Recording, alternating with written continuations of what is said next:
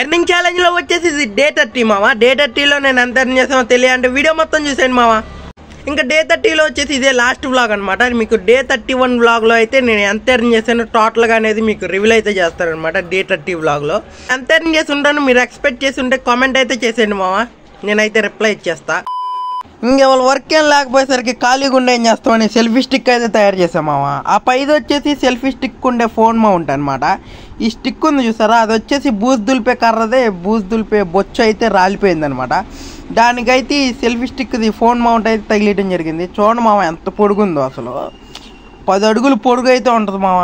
దీనికి పెట్టి మడికి వీడియో తీస్తే సూపర్ ఉంటుంది అని అనుకున్నా మామ. నేనైతే చేలో అయితే ఒక వీడియో క్లిప్ కూడా తీసా, అదైతే మీకు చూపించేస్తా, చూసేయండి ఈ వీడియోలోనే.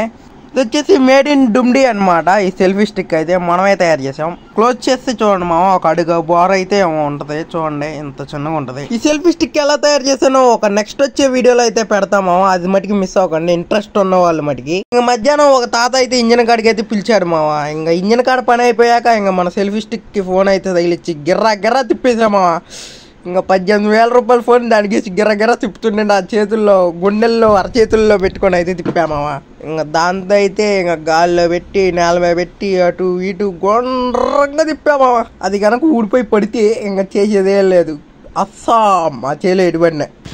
ఆ సెల్ఫీ స్టిక్ బారుగా ఉండటం వల్ల వీడియో అయితే భలే వచ్చింది మా గుండ్రంగా అసలు.